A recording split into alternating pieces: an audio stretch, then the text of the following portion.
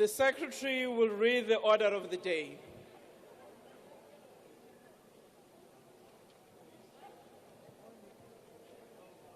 Reply by the President on the debate on the State of the Nation address. Order, honorable members, can we please take our seats?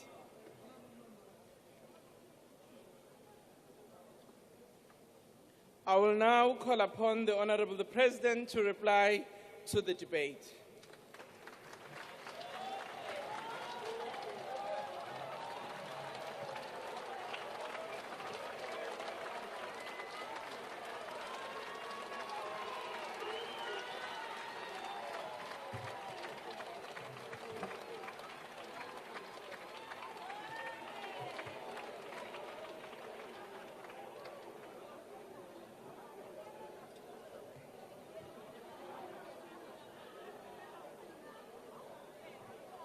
Order, honorable members.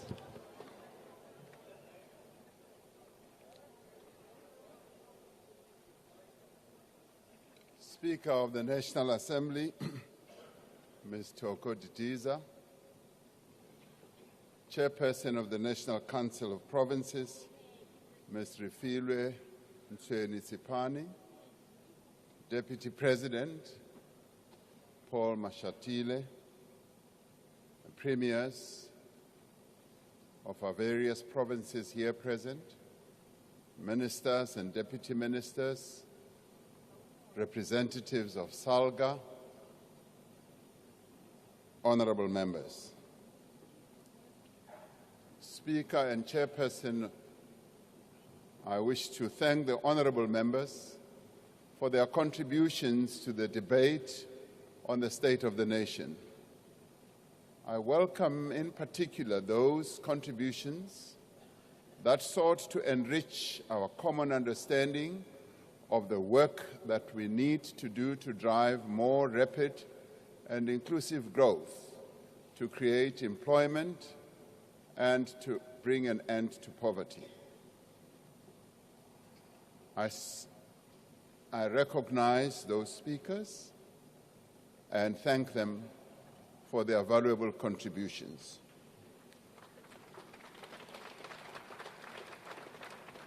I would that when we debate the state of the nation, we should, yes, be critical, as we should as members of this august body that represents our people, but also bring forward good suggestions and proposals that will be able to take our mission forward. Some speakers held firm to the denialism and distortions demanded by their party positions. This debate illustrated the dangers of retreating to corners, isolating ourselves in ideological, cultural, racial, and linguistic enclaves, and hardly ever engaging beyond our immediate circles. This is not conducive to nation building in a situation like ours at this point in time, where diverse people live side by side in our beautiful country. This is what makes the forthcoming national dialogue so important. South Africans, informed by their different lived experiences, can discuss the many challenges facing our nation and develop common solutions. And this is what I would have wanted to see coming out of this debate. As South Africans, we have sat around the negotiating table and forged agreements under much more trying and fraught circumstances. The journey we are embarking upon now through the national dialogue will result in concrete processes to become a more united and stronger South Africa in the face of many political, social, and economic challenges that we face both globally and locally. The debate also saw the expression of divergent views on various matters also by parties that make up the government of national unities, and sometimes these views were expressed quite robustly and at times quite directly and harshly.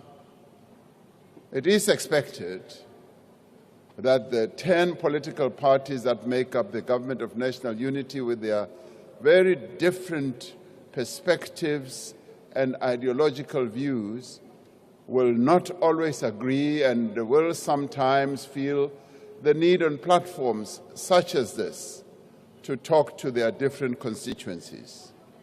Now, despite these differences, these political parties are working well together in the government of national unity, whether people like it or not. We are finding ways of mediating our differences, and we remain focused on the actions that we are all committed to undertake. It is this that gives me confidence that the government of national unity that I lead will continue to promote stability and serve the interests of South Africa in accordance with the statement of intent that we all signed up to and the medium-term development plan. It is encouraging that a great many of the contributions in the debate also appreciated the progress that we have made as a country over the last 30 years. And those who may well have been tempted to say vacuous things such as no progress has been made, nothing has been done, they knew down deep in their hearts that they are talking to the wind. This progress is owned by the people of South Africa, and let me be clear, it is not owned by any individual. Even the great Nelson Mandela, the father of our democracy and nation, never for 1 minute claimed that he had freed the people of South Africa. And even as people might have tried to lionize him, he always said, we did it together as the people of South Africa. And that is what we should do. This South Africa has been built by its own people who have sought to change their own lives. They have entrusted the stewardship of this process to all of us, not just to some of us or to one of us.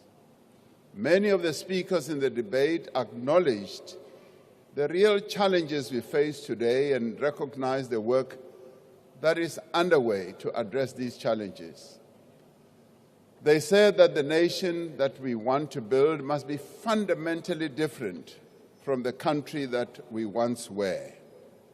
Even those who may well have been opposed to the foundational document of our Constitution, the Freedom Charter, now pleasingly today embrace it, and they talk to it as well and quote it. That shows the growing political maturity in our country, that we are embracing the change that our forebears dreamt of 70 years ago. We are the first to acknowledge that we have not yet achieved a number of the aspirations set out in the Freedom Charter, but it is dishonest to say that no significant progress has been made. A number of the speakers during this debate spoke about the land question, which I have in the past characterized as the original sin that was committed against the people of our country. Describing the Natives Land Act of 1913, Solomon Planky described the Natives Land Act as an insidious law that rendered black people pariahs in their own birth, in the land of their own birth. It is this Native Land Act that plunged millions of South Africans into poverty and deprivation, whose impact endures right to this day. Despite the terrible deed that was perpetrated against black South Africans here in the city of Cape Town, along the foothills of Table Mountain, there lies a potent symbol of hope, change, and progress. Just a few kilometers up the hill from our parliament is District 6. It is here that one of the most painful chapters in the history of this country took place nearly 60 years ago. In 1968, the apartheid regime began demolishing District 6 to make way for a whites-only suburb.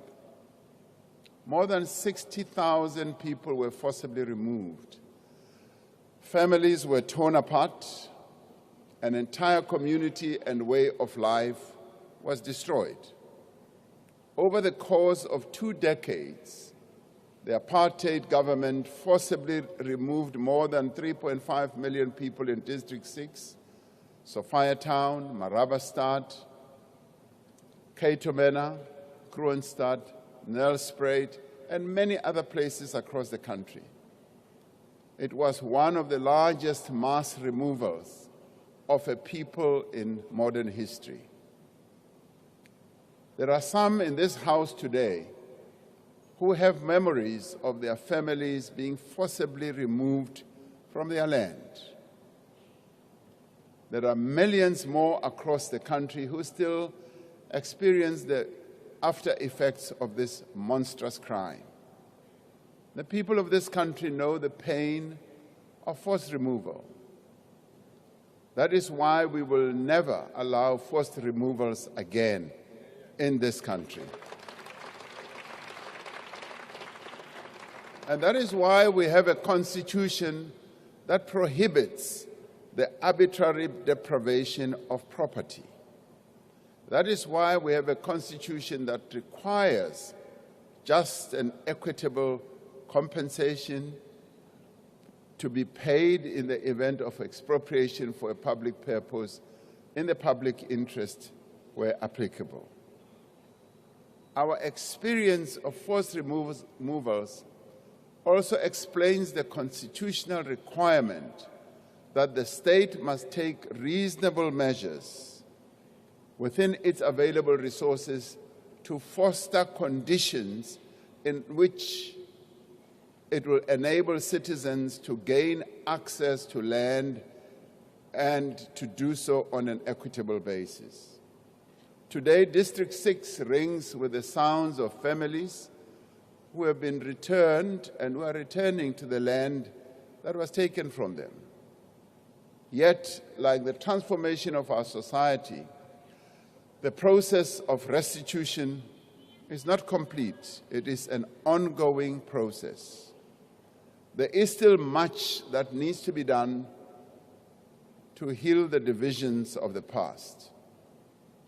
I reflect on this, honorable members, because it is part of our history, not only because issues of land and redress have featured prominently in this debate, but also because understanding this past that many would like to forget is vital to understanding the nation that we are working to build today. At this important moment in our country and in our world, we must ask ourselves what kind of nation we want to be. Surely we do not want a nation which is separated by race, language, income, and geography. We want a nation in which all people enjoy equal worth and equal opportunity. We want a nation in which the rule of law is protected and upheld. We want a dynamic and growing economy in which small businesses can emerge, grow, and expand. It is my firm and enduring belief that all of us as South Africans, as fellow citizens of this beautiful country, are bound together by our history and our present, and we want the same thing for all the people of this country. We have toiled long and hard to build a nation united in its diversity. We are firmly committed to the fundamental principle that South Africa belongs to all who live in it. We are firmly committed to a society that is non-racial and non-sexist. We want to live together in peace, harmony, and equality. We do want to see our country succeed and growing. We must not allow others to define us, but more importantly, to divide us. At a time like this, we need to stand united as a nation, particularly now when we are facing a harsh global wind. This is not the time for any of us to rush off to foreign lands to lay complaints about issues that we ourselves can solve here in this country. We need South African solutions for South African problems. While there are many diverse and different voices in our country, we must strive to convey a common message. We must say to our people and to the world that we are committed to work together to build a society in which all South Africans are free and equal, to build a nation that works for all. And together we should be better at being weavers.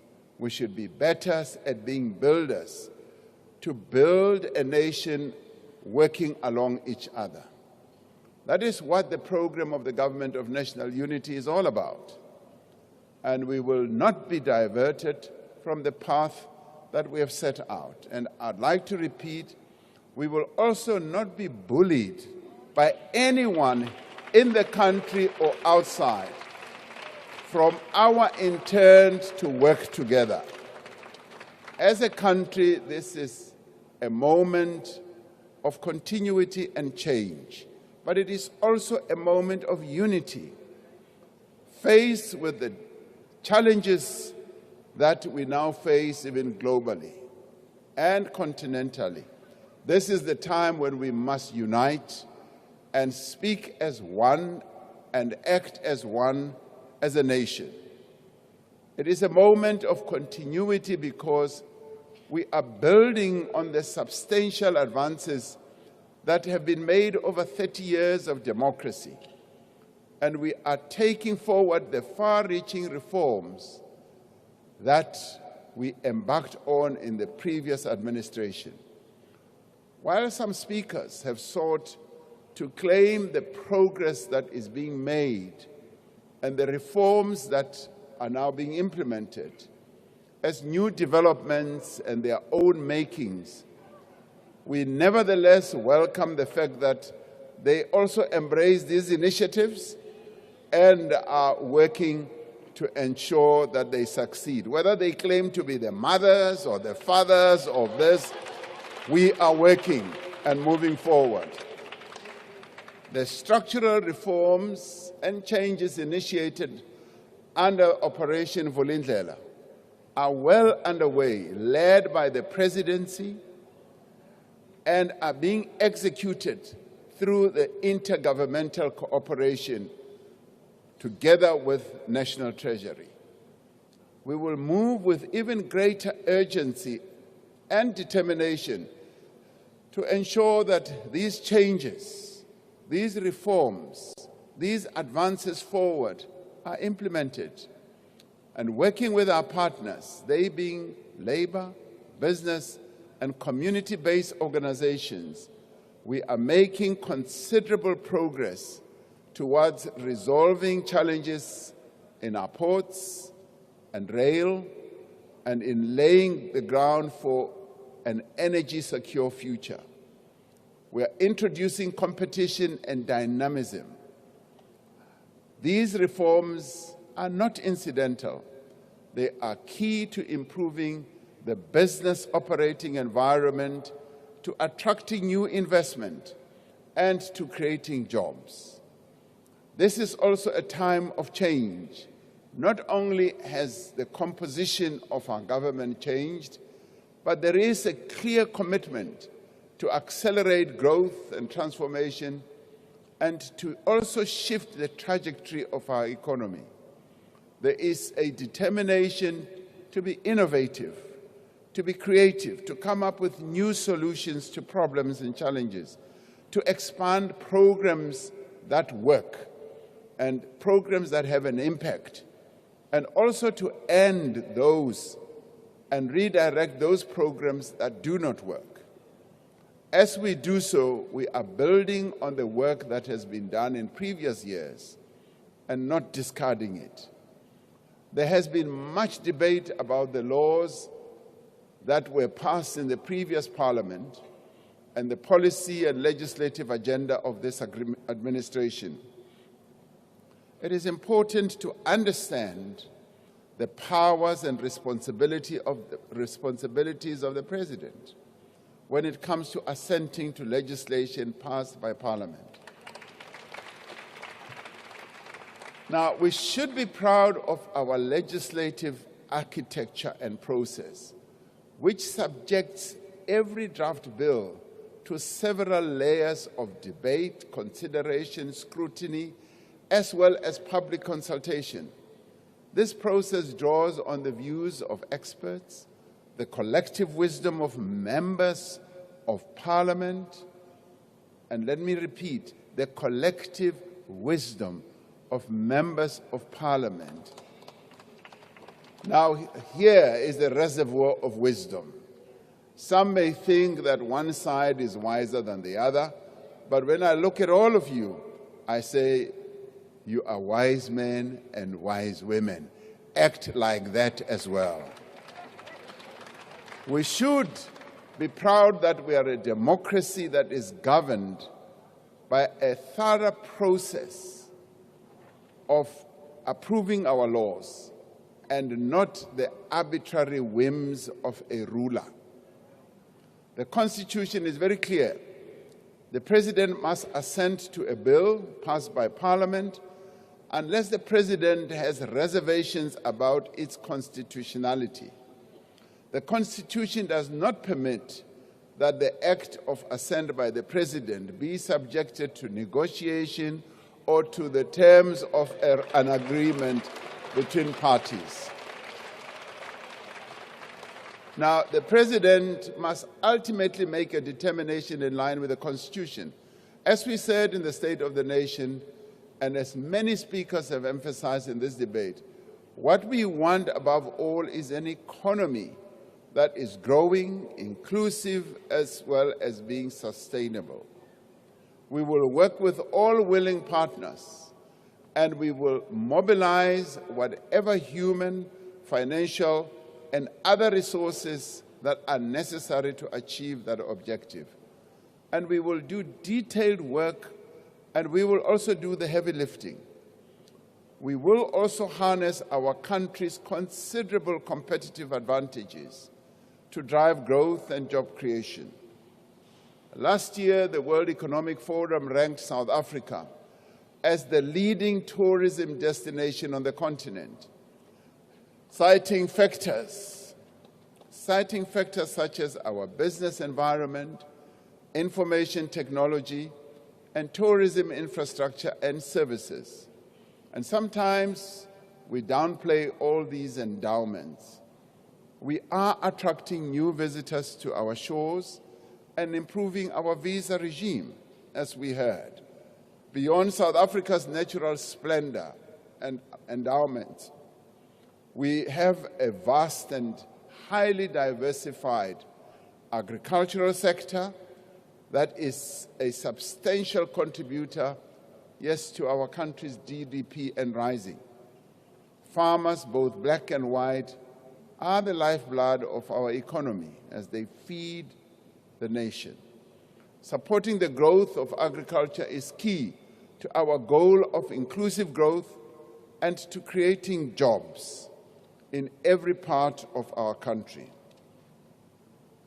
We are resolving the challenges in our logistics system that have constrained the growth of the sector, and we are expanding markets for South Africa's various products, agricultural, manufactured, and otherwise, as well as abundant natural resources. Yes, in our mining industry, and indeed many others, South Africa has advanced manufacturing capacity. We have skills, we have experience and know-how that we need to harness, not only to develop existing industries, but also to establish new industries. That is how a number of other countries are growing. This is the heart of our industrial policy.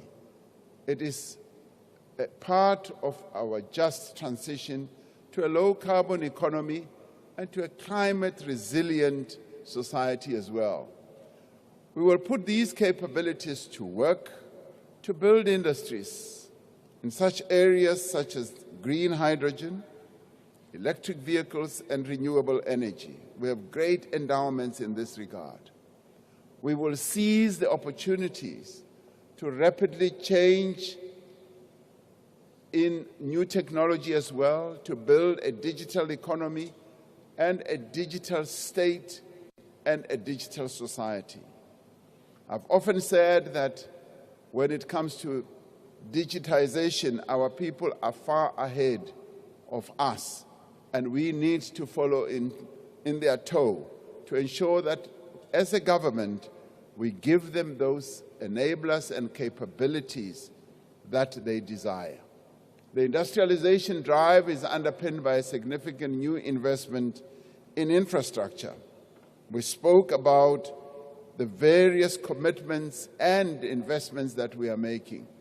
The infrastructure drive is gaining momentum, and thanks to innovations such as Infrastructure South Africa and the Infrastructure Fund, and also thanks to the manner in which we are now beginning to find new ways of funding infrastructure. These efforts will also be accelerated as a result of the changes introduced by National Treasury to encourage greater public-private partnerships in infrastructure. Even as we do so, it is worth pointing out that public sector infrastructure investment is on the rise for a second consecutive year. As we were reminded in the debate, the focus on new infrastructure development must be accompanied by the maintenance and upgrading of existing infrastructure. As we develop infrastructure alongside that, we must begin to put together budgets to maintain those infrastructure facilities that we build. Strengthening provincial and local economies is critical for inclusion in terms of the economy. Through the district development model, we are working to strengthen local economic development so that our municipalities should become the centers of economic growth and development and be well placed to play an important role in economic growth as well as to provide services to our people. Now, during this debate, we have heard from the premiers of our various provinces who are here present about the vital work underway in various provinces to stimulate provincial economic activity, to attract higher levels of investment and create jobs. Just listening to the work that is being done in the provinces gave me a clear impression that indeed our country is on the move on a number of fronts, and I want to applaud our premiers for the work that they are doing. We have said that infrastructure development is indeed the flywheel of economic activity, and we are witnessing these multiplier effects on provincial GDP local businesses and communities. We welcome the massive infrastructure investment in several provinces, covering projects such as roads, housing, bulk water systems, and other infrastructure. Not only will these projects vastly improve the delivery of basic services, but they are also going to support economic growth and job creation in those provinces. The visits by the National Executive, that is Cabinet, to our various provinces have shown great benefit and opportunities for synergy. We have been able to share best practice and also to give support to our provinces on a number of issues that they are dealing with. Leveraging of public-private partnerships for infrastructure build in all provinces is proving to be highly effective in terms of pooling resources, sharing expertise, and delivering mass infrastructure at scale.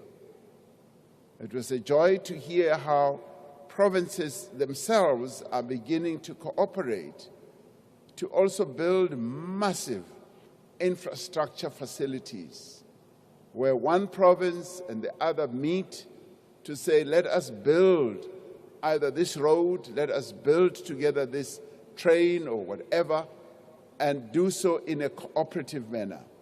We are seeing high-impact financial inflows into our provinces in mining, in renewable energy, in auto manufacturing, in agriculture, in manufacturing as well, tourism and other key sectors. This is a demonstration of ongoing confidence of domestic and international investors in these centers of economic activity. When our provinces hold their own investment conferences or summits, I know for sure that they are able, through those efforts, to attract investors, both local and international, who make commitments that are advancing the prospects of economic growth in those provinces. So our provinces, our provincial leaders, premiers, and MECs are really becoming effective. And once again, I applaud them for the wonderful work that they are doing. For investment to grow, there must be a razor-sharp focus on improving the capacity of local government so that local government can deliver essential services that are critical to business activity, be they water, electricity, or local logistical infrastructure. Strong municipalities are needed to achieve strong local economies. We welcome the commitment of our premiers to prioritize municipal governance and capacity building, and to support the financial sustainability of the municipalities in their provinces. Clean water, proper sanitation, reliable electricity, effective waste management, and well-maintained municipal infrastructure isn't just good for communities, it is also good for business. But it is also good so that our municipalities must get good revenue.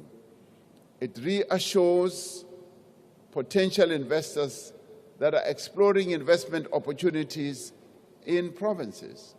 We welcome the initiative taken by many of these provinces to hold local investment conferences, as I said. We call on our respective premiers to direct the same focus and energy towards local development of townships, small towns, and village economies as well. We have seen, for example, how the potential of rural and ecotourism has been effectively harnessed by several provinces to support job creation, poverty eradication, and small business development and community ownership of tourism resources and facilities. And it is this way of involving our people through various entities, be they traditional leaders, community-based organizations, co-ops, that we will be able to make greater progress. By leveraging their respective competitive economic advantages, our provinces are perfectly positioned to power growth, turning every metro, every city, every town, and every village into a hive of economic activity. The national government will stand in support of the various efforts that our provinces will make in this direction. Now, as several speakers said, we need to continue working with our traditional leaders as they continue to play an important role in development. We are seeing an improvement in the growing cooperation between our traditional leaders and local councils. We want to see more integration and more collaboration between our traditional leaders and our local government entities. A number of members spoke about the importance of education as a great instrument of transformation. We welcome the suggestions and the proposals that were put forward during this debate. Education is at the heart of inclusive growth, job creation, and social upliftment. The World Bank recently released a report on South Africa's economic performance and prospects for the medium term. The report highlighted the role of education in strengthening our country's human capital in pursuit of economic and social development. Democratic South Africa inherited a legacy of Bantu education, as we all know, and we have been steadily working to transform the education landscape and to provide decent, quality, basic education for all. And we are working to build an education system that produces the skills that are needed by the economy. And this means, among other things, that our children must have a strong literacy and numeracy base from the earliest years.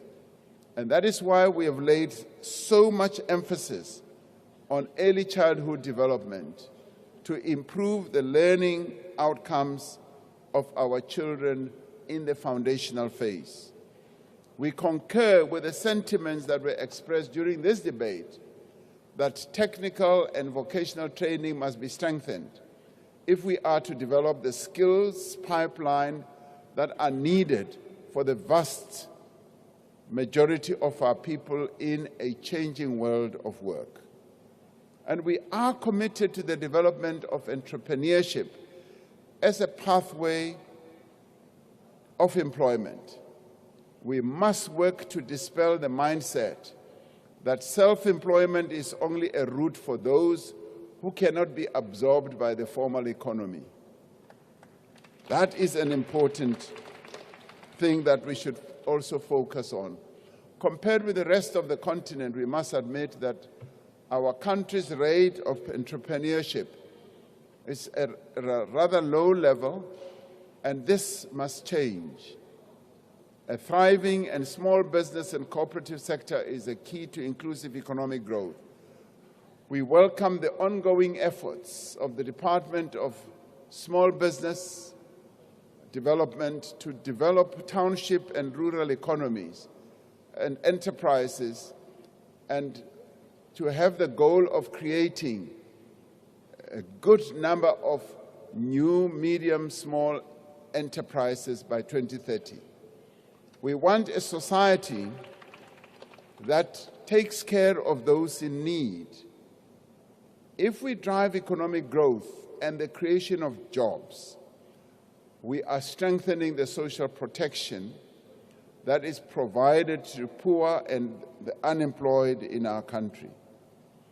Now, despite severe financial constraints, we continue to implement pro-poor policies to uplift society's most vulnerable, yes, in the form of social grants, school feeding schemes, and the free basic services for the poor. This is not just about tackling poverty and improving the quality of life of South Africans. It is about reducing inequality. It is about giving every person a fair chance. It is also about investing in our people and enabling them to realize their own potential. What has also been clear in this debate is that we all want a country that is transformed and that has shared the heavy burden of its past. There is broad consensus across, I would say, the political spectrum, and indeed across society, on the principle of non-racialism. Our empowerment and transformation programs recognize that to build a truly non-racial society, we must narrow inequality and redress the harmful legacy of apartheid. And that is why we remain committed to the programs that will enhance transformation. Whether people like it or not, that is the route we have to take. We will not relent in our drive to expand the participation of Black and young South Africans in various sectors of our economy. We will ensure that the Transformation Fund that a number of people spoke about, some critically and some in favor, that this fund achieves its objective of providing financial and non-financial support to Black-owned enterprises to ensure their meaningful participation in the economy. If we want transformation, this is one of the key routes that we must take. And I would say to those who are opposed to it, to sit back and think it through and ask themselves, how else are we going to foster transformation if the government is not going to take deliberate steps to make sure that we deal with the legacy of the past? You know, for instance, sometimes people say, yes, you have restituted land to people, but the land that you have restituted has gone fallow. It's not being utilized. And then they say, that is so because you never gave assistance, financial support or otherwise. And when we want to set up a transformation fund, the very same people are the ones who are against it. How is that possible? We must be serious about transformation and advancing the interests of those who were adversely affected by apartheid. Now, these policies are about eradicating the differences that still exist in our society, not entrenching them. They are about empowering those who were disempowered deliberately, and also protecting the rights of all.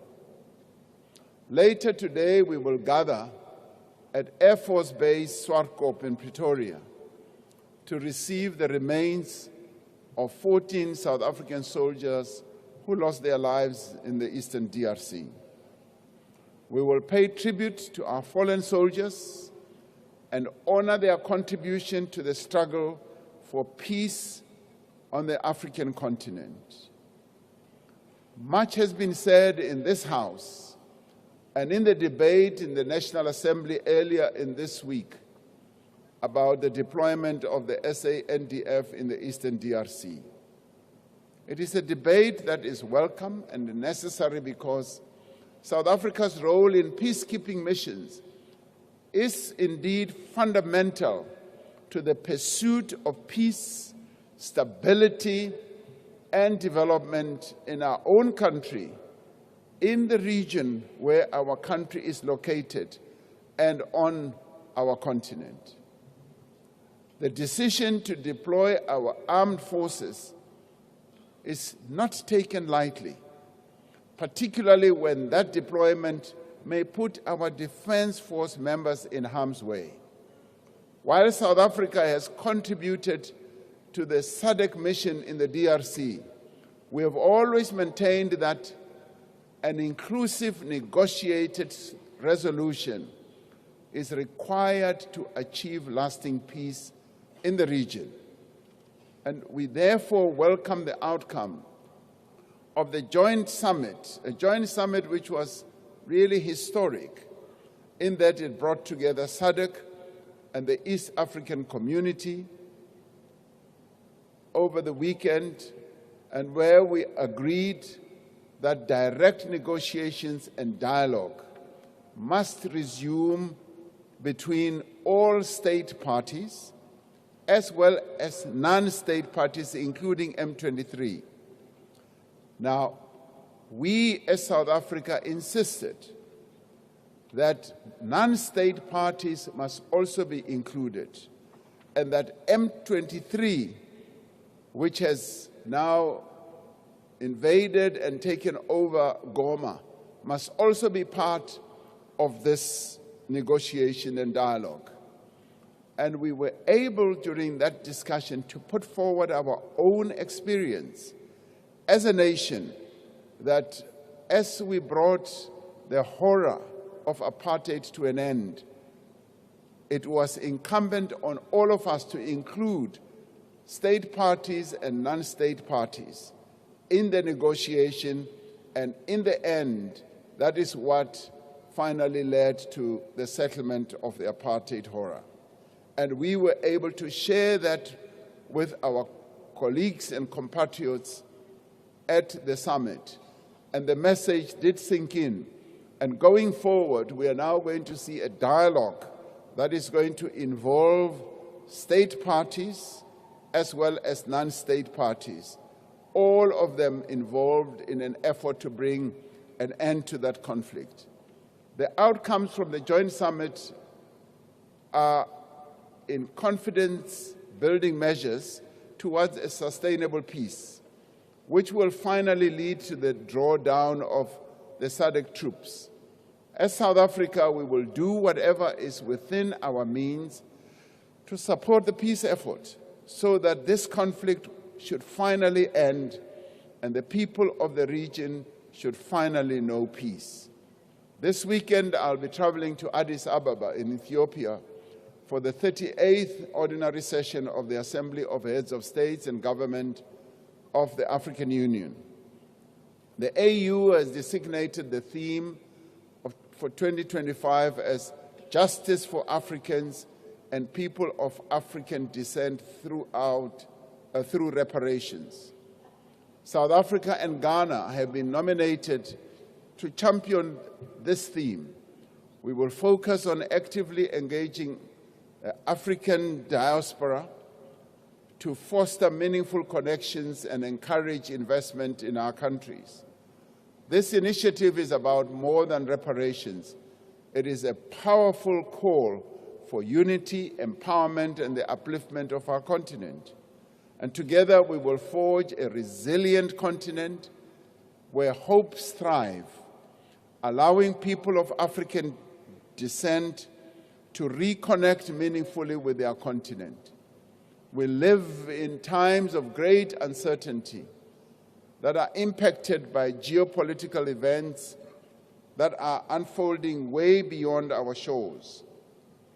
Closer to home, we have considerable challenges to overcome if we are to build a country free,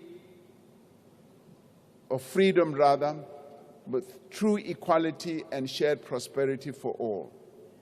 And this, in my view, is a time of opportunity and hope. Now, the Government of National Unity represents the best of that hope. We have demonstrated that we are prepared to put our political differences aside and work for the common good of all South Africans. And we have decided that we are not going to sit on the sidelines and make noise. We've decided that we are going to fold our sleeves and get right into the center of what needs to be done. Now, this government remains united in pursuit of South Africa that improves the material prospects of every South African man and woman and child. And we are committed to upholding our hard-won democracy. We are also committed to expanding the frontiers of opportunity for all South Africans. As we do so, we are guided, as I've said in the past, by our Constitution, our Bill of Rights, and the rule of law. And as we rise from this debate, I am convinced that despite our differences, we share a common desire for a South Africa that belongs to all who live in it.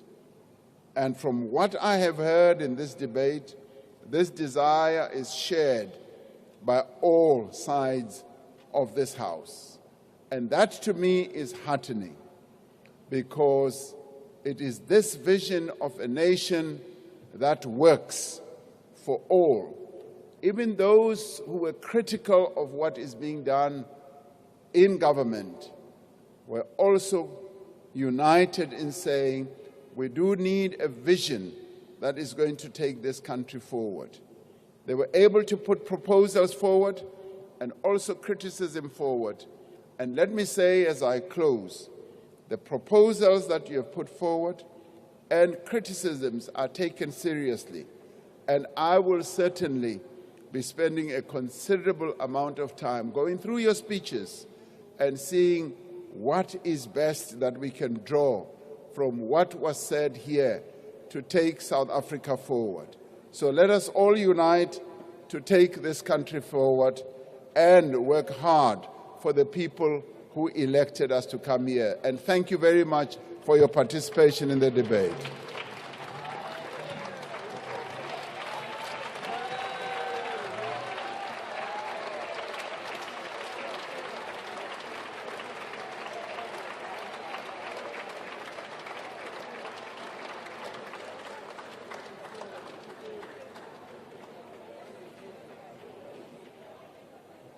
We thank the Honourable, the President, for a well reply to the debate.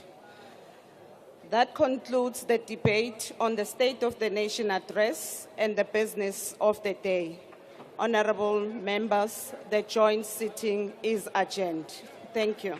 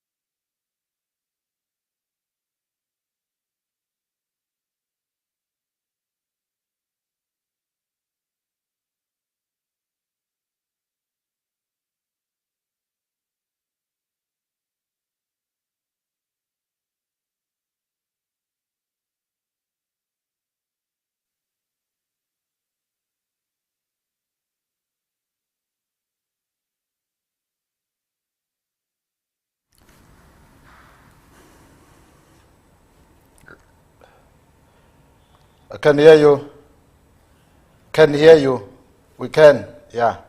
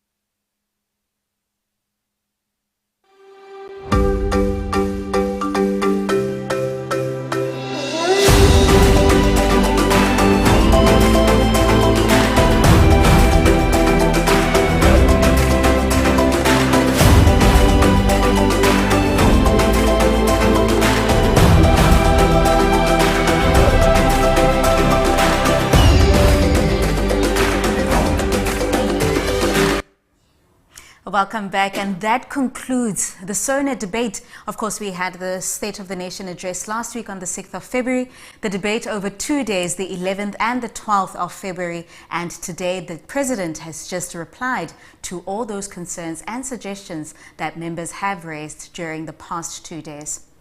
And as Tshepo has indicated, today marks the end of the debates and the reply on the 2025 State of the Nation address, the first for the 7th Parliament and for the Government of National Unity. There's been robust debate the past 2 days from members of the opposition, from members of the Government of National Unity. And today the President responded to some of the concerns that had been raised during those debates. And just to remind you that as he had just concluded his reply, he will be preparing to make his way to Pretoria, where he is expected later this evening to receive the remains of the 14 soldiers that lost their lives in the Eastern Democratic Republic of Congo. Of course, he's going to hand them over to the families that have anticipated their loved ones' return since their death in the DRC during that peacekeeping mission. We are inviting you also to remember that next week is the budget speech by Mr. Enoch Godongwana, Minister Enoch Godongwana, who will be delivering the budget speech, the first one for the 7th administration, and of course the second one. It's the first official one under the Government of National Unity, and that is next week on the 19th of February 2025. Yes, and Tsepo has rightfully put it, this will be his first budget speech. You remember that last year in October, he delivered the medium-term budget policy statement, which sets the mood for the budget, for this budget speech that we're expecting him to present to the nation next week on Wednesday, wherein the president has delivered the government's priority areas for the year, and now the Minister of Finance must put finances into those commitments so that we are able to move forward as a country, and all those commitments that had been outlined by the president are fulfilled. Of course, the work of Parliament continues, and you can stay tuned and go on to YouTube, Facebook, X, TikTok, and even IG at Parliament of RSA, and watch all the portfolio committees, standing committees, and select committees as they hold the executive to account. Of course, you can follow us, join the conversation, and have your say. Of course, it is your Parliament, your voice, your future. Thank you so much for joining us today. Libitso la ka ke Tshepo Mori. Ntwana emele isizwe samampondomise kutsolo. Igama lam ndinguThembi Nkosi Ngoma. That's a goodbye from us. Goodbye.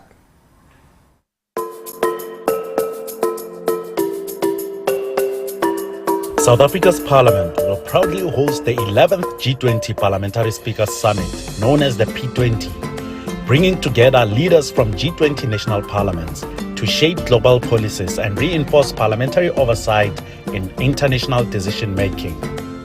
As the first African country to lead the P20, South Africa's Parliament is championing Africa's active participation in global governance and economic policymaking, ensuring the continent is a driving force in shaping the future we want.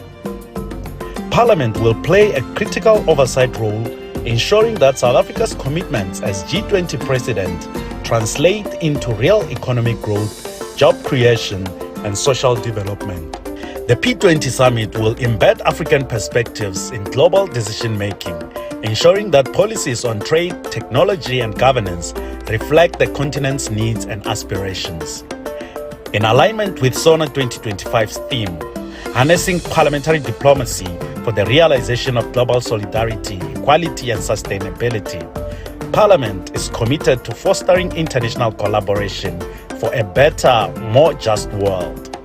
Your Parliament, your voice, your future.